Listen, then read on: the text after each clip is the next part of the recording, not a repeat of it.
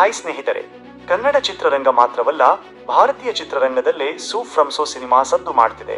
ಈಗಾಗಲೇ ಮಲಯಾಳಂ ಹಾಗೂ ತೆಲುಗು ಭಾಷೆಗೆ ಡಬ್ ಆಗಿರುವ ಸಿನಿಮಾ ಶೀಘ್ರದಲ್ಲೇ ಬಾಲಿವುಡ್ನಲ್ಲಿ ರೀಮೇಕ್ ಆಗಲಿದೆ. 13ನೇ ದಿನವೂ ಬಾಕ್ಸ್ ಆಫೀಸ್ನಲ್ಲಿ ಗೆಲುವಿನ ಆರ್ಭಟ ಮುಂದುವರೆದಿದೆ.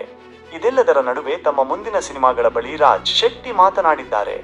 Soup from so cinema sequel ಮಾಡಲ್ಲ ಎಂದು ಈಗಾಗಲೇ ರಾಜ್ ಸ್ಪಷ್ಟಪಡಿಸಿದ್ದಾರೆ.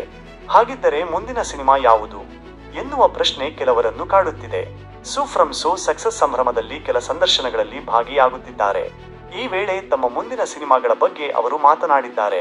ದುಲ್ಕರ್ ಸಲ್ಮಾನ್ ನಟನೆಯ ಚಿತ್ರಕ್ಕೆ ಆಕ್ಷನ್ ಕಟ್ ಹೇಳುತ್ತಾರೆ ಎನ್ನುವ ಗುಸುಗುಸು ಕೇಳಿ ಬರ್ತಿದೆ. ಈ ಬಗ್ಗೆ ಹಾಲಿವುಡ್ ರಿಪೋರ್ಟರ್ ಯೂಟ್ಯೂಬ್ ಸಂದರ್ಶನದಲ್ಲಿ ಪ್ರತಿಕ್ರಿಯಿಸಿದ್ದಾರೆ. ನಾನು ಸ್ಟಾರ್ ನಟರಿಗೆ ನಿರ್ದೇಶನ ಮಾಡಲ್ಲ, ಅದು ಬಹಳ ನೋವಿನ ಪ್ರಕ್ರಿಯೆ. ಸಿನಿಮಾ ಬಹಳ ವೈಯಕ್ತಿಕ ವಿಷಯ. ನಾನು ಮತ್ತೊಬ್ಬರಿಗೆ ಕಾಯಬೇಕು, ನಾನು ಮಾಡಿದ ಕತೆ ಅವರು ಒಪ್ಪಬೇಕು, ಬಳಿಕ ಸರಿ ಎಂದು ಸಿನಿಮಾ ಮಾಡಬೇಕು. ಆ ರೀತಿ ನಾನು ಕೆಲಸ ಮಾಡಲ್ಲ. ಇದು ನನ್ನ ಆಯ್ಕೆ ಕೂಡ. ಹಣ ಒಂದೇ ಎಲ್ಲ ಎಂದು ನನಗೆ ಅನ್ನಿಸಲ್ಲ. ಸ್ಟಾರ್ ನಟರ ಸಿನಿಮಾ ಮಾಡಬೇಕು ಎಂದು ನನಗಿಲ್ಲ. ಹೊಸ ತಂಡದ ಜೊತೆ ಕೆಲಸ ಮಾಡಬೇಕು ಎಂದು ರಾಜ್ ಬಿ ಶೆಟ್ಟಿ ಹೇಳಿದ್ದಾರೆ. ತಮ್ಮ ಮುಂದಿನ ಸಿನಿಮಾಗಳ ಬಗ್ಗೆಯೂ ಸುಳಿವು ಕೊಟ್ಟಿದ್ದಾರೆ. ನಾನು ಒಂದು ಥ್ರಿಲ್ಲರ್ ಸಿನಿಮಾ ಮಾಡ್ತಿದ್ದೀನಿ, ಅದಕ್ಕಾಗಿ ಕಥೆ ಬರೆಯುತ್ತಿದ್ದೀನಿ. ವೆಬ್ ಸೀರೀಸ್ ಮಾಡುವ ಬಗ್ಗೆ ಚರ್ಚೆ ನಡೆಯುತ್ತಿದೆ. ಮುಂದೆ ಏನಾಗುತ್ತದೆ ಕಾದು ನೋಡಬೇಕು. ಇದರ ಜೊತೆಗೆ ಹೊಸಬರ ಸಿನಿಮಾ ನಿರ್ಮಾಣ ಮಾಡ್ತೀನಿ ಎಂದು ರಾಜ್ ಬಿ ಶೆಟ್ಟಿ ತಿಳಿಸಿದ್ದಾರೆ. ಅಂದ ಹಾಗೆ ರಾಜ್ ಬಿ ಶೆಟ್ಟಿ ನಟನೆಯ 45 ಸಿನಿಮಾ ಬಿಡುಗಡೆಗೆ ಸಜ್ಜಾಗಿದೆ.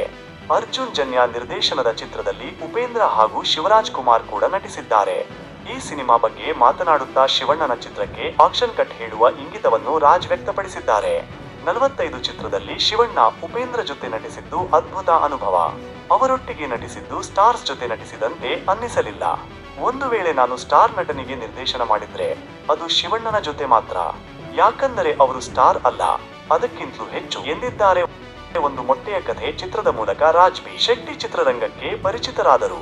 ತಾವೇ ನಿರ್ದೇಶಿಸಿ ನಟಿಸಿದ್ದ ಸಿನಿಮಾ ಅದು.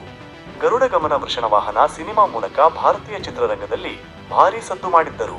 ಅನುರಾಗ್ ಕಶ್ಯಪ್, ಸಂದೀಪ್ ರೆಡ್ಡಿ ವಂಗ ರೀತಿಯ ಸ್ಟಾರ್ ನಿರ್ದೇಶಕರು ಈ ಸಿನಿಮಾ ನೋಡಿ ಹುಬ್ಬೇರಿಸಿದ್ದರು. ಲಾಫ್ಟರ್ ಬುದ್ಧ ಫಿಲ್ಮ್ಸ್ ಸಂಸ್ಥೆ ಅಡಿಯಲ್ಲಿ ಸಿನಿಮಾಗಳನ್ನು ನಿರ್ಮಾಣ ಮಾಡುತ್ತಿದ್ದಾರೆ. ಇವತ್ತಿಗೆ ಇಷ್ಟೇ ಸ್ನೇಹಿತರೆ. ಇದರಲ್ಲಿ ನಿಮ್ಮ ಫೇವರೇಟ್ ನಟ ಯಾರು ಅನ್ನೋದನ್ನ ಕಾಮೆಂಟ್ ಮಾಡಿ. ವಿಡಿಯೋ ಇಷ್ಟ ಆಗಿದ್ರೆ ಲೈಕ್ ಮಾಡಿ, ಶೇರ್ ಮಾಡಿ, ಹಾಗೆ ಸಬ್ಸ್ಕ್ರೈಬ್ ಮಾಡಿ. Thank you.